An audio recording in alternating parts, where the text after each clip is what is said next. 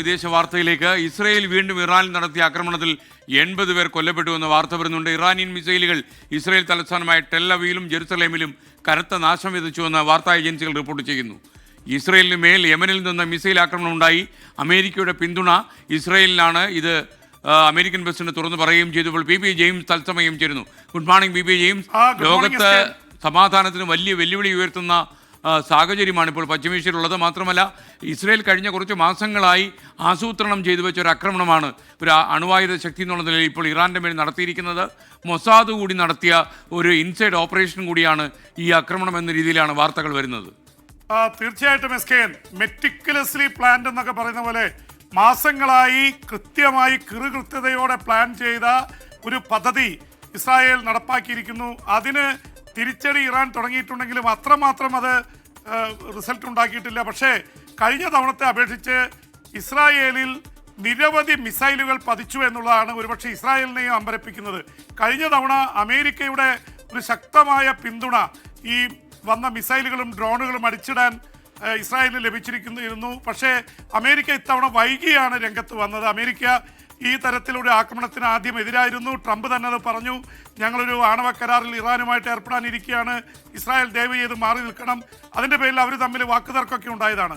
പക്ഷേ എസ്കെൻ ഒടുവിൽ ഇസ്രായേൽ ഒന്നും നോക്കാതെ കണ്ണും പൂട്ടി ആക്രമണം നടത്തി. അതിൽ പ്രത്യേകതയുള്ള എസ്കെൻ 240 ഫൈറ്റർ വിമാനമാണ് ഇസ്രായേലിൻ്റെ കൈവശമുള്ളത്. ഔദ്യോഗികമായിട്ട് 200 യുദ്ധവിമാനങ്ങൾ ഈ ആക്രമണത്തിൽ പങ്കെടുത്തു എന്ന് പറയുമ്പോൾ തന്നെ ഓൾ ഔട്ട് അറ്റാക്കാണ്. നമ്മൾ ഫുട്ബോളിലൊക്കെ പറയുമ്പോൾ ടോട്ടൽ ഫുട്ബോൾ എന്നൊക്കെ പറയുന്ന പോലെ ഓൾ ഔട്ട് അറ്റാക്കാണ് നടത്തിയത്.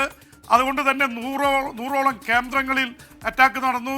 3 പ്രധാനപ്പെട്ട ആണവ കേന്ദ്രങ്ങൾ തകർത്ത് തരിപ്പണമാക്കി. അവിടെ സൈനിക തലവന്മാർ 2 പേരെ കൊലപ്പെടുത്തിയതിൻ്റെ കഥ തന്നെ പറയുമ്പോൾ ഇതിനു വേണ്ടിയിട്ടുള്ള ഡ്രോണുകളും അതിനുള്ള ആയുധങ്ങളൊക്കെ നേരത്തെ ഒളിച്ചു കടത്തി. ഒരുപക്ഷെ എസ് കെ നമ്മളൊക്കെ അമ്പരപ്പിക്കുന്നത് ടെഹ്റാൻ, ഇറാന്റെ തലസ്ഥാനമായ ടെഹ്റാന്റെ അടുത്ത് ഒരു ഭൂഗർഭ ഡ്രോൺ സംഭരണ കേന്ദ്രം ഉണ്ടാക്കി. ഇസ്രായേലിന്റെ ഡ്രോണുകൾ അവരുടെ മൂക്കിന് കീഴെയാണ് സൂക്ഷിച്ചു വെച്ചത്. അതിൻ്റെ അർത്ഥം ഇറാനിലെ കൃത്യമായി ചാരപ്പണി നടത്താൻ മൊസാദിന് വലിയൊരു ശൃംഖല തന്നെയുണ്ട്. അവിടെ ഒരു സ്ഥലത്ത് ഇത് ഒളിപ്പിച്ച് വെച്ച് കറക്റ്റ് സമയത്ത് എടുത്ത് പ്രയോഗിക്കുകയായിരുന്നു. അതുകൊണ്ടാണ് വലിയ രീതിയിലുള്ള നാശമുണ്ടായിരിക്കുന്നത്. ഞെട്ടി വിറയ്ക്കുന്ന രീതിയിലാണ്. കാരണം അവരുടെ സൈനിക ശക്തിയിൽ പ്രത്യേകിച്ച് വ്യോമശക്തിക്ക് നേരെ വലിയ അടി കിട്ടിയിട്ടുണ്ട്. അതിൽ ചെയിൻ ഓഫ് കമാൻഡിൽ ഏറ്റവും തലപ്പത്ത് നിൽക്കുന്ന ഹുസൈൻ സലാമിയെ പോലെ 40-40 വർഷമായിട്ട് ഇറാനിലെ ആർമിയിലെ എല്ലാം അറിയുന്ന ആളെയാണ്. അത് അദ്ദേഹം റവല്യൂഷണറി ഗാർഡ്സിന്റെ തലവനാണ്. അദ്ദേഹത്തെ കൊലപ്പെടുത്തി. അവരുടെ ആർമിയുടെ ചീഫ് മുഹമ്മദ് ബഗേരിയെ കൊലപ്പെടുത്തി. ആണവശാസ്ത്രത്തിന്റെ പിതാവ് ഫക്രുദ്ദീൻ സാദയെ ഒരു 4-5 വർഷം മുമ്പ് കൊലപ്പെടുത്തിയതാണ്. ഇപ്പോൾ അദ്ദേഹത്തിന്റെ കീഴിലുള്ള 6 പ്രമുഖ ശാസ്ത്രജ്ഞന്മാരെ കൃത്യമായി ടാർഗറ്റ് ചെയ്ത് കൊലപ്പെടുത്തി. യഥാർത്ഥത്തിൽ പ്രസിഷൻ സ്ട്രൈക്ക് എന്ന് പറയുന്ന സർജിക്കൽ സ്ട്രൈക്കാണ് ഇസ്രായേൽ നടത്തിയിരിക്കുന്നത്. അത് ഇറാന്റെ ഉള്ളിൽ കയറിയും ഇറാന്റെ പുറത്തു നിന്ന് പോർവിമാനങ്ങൾ അയച്ചും. അത് പോയ പോർവിമാനങ്ങളുടെ കണക്ക് നമുക്കറിയാം. F-16 F-35 അമേരിക്കയുടെ കയ്യിലുള്ള ലോകോത്തര പോർവിമാനങ്ങളാണ്. അതാണ് ഭൂരിപക്ഷം പോയത്. ഒരെണ്ണം പോലും വെടിവെച്ചിടാൻ ഇറാന് കഴിഞ്ഞതായി റിപ്പോർട്ടുകളില്ല. അതുകൊണ്ട് ഇസ്രായേലിന്റെ ഓപ്പറേഷൻ കറക്റ്റ് ആയിരുന്നു. പക്ഷേ ആയത്തുള്ള ഖൊമേനി പറഞ്ഞത് ഞങ്ങൾ തിരിച്ചടിക്കും, മുട്ടുകുത്തിക്കും. എന്തായാലും ഇറാന്റെ ആദ്യത്തെ ഡ്രോണുകൾ വിജയമായില്ലെങ്കിലും ഇറാൻ അയച്ച ബാലിസ്റ്റിക് മിസൈലുകൾ ജെറൂസലമിലും ടെൽ-അവീവിലും ഫലം കണ്ടിരിക്കുന്നു. അപ്പോൾ സിവിലിയൻ പോപ്പുലേഷന് നേരെ, സാധാരണക്കാർക്ക് നേരെയാണ് പ്രയോഗിച്ചത്. ഇതിന് വില കൊടുക്കേണ്ടി വരുമെന്ന് ഇസ്രായേൽ പ്രതിരോധ മന്ത്രി ഇസ്രായേൽ കട്സ് പറഞ്ഞിട്ടുണ്ട്. എന്തായാലും യമനിൽ നിന്നും ഇസ്രായേലിലേക്ക് ഇത് വരുന്നുണ്ട്. ഹൂതികളാണ് അയക്കുന്നത്. ഹൂതികൾക്ക് ഇറാന്റെ പിന്തുണയുള്ള സംഘടനയാണ്. ഗസയിലെ ഹമാസിനെ ആക്രമിക്കുന്നതിൻ്റെ പേരിൽ ഇസ്രായേലിലേക്ക് ബാലിസ്റ്റിക് മിസൈൽ അയച്ചവരാണ് അവർ. ഇറാനെ ആക്രമിക്കുന്നതിൻ്റെ പേരിലും ഇപ്പോൾ യമൻ ആക്രമിക്കുന്നു. എന്തായാലും ഇസ്രായേൽ എന്തിനും ഒരുങ്ങിയിരിക്കുകയാണ്. അവർ അയൺ ഡോമുകൾ സജീവമാണ്.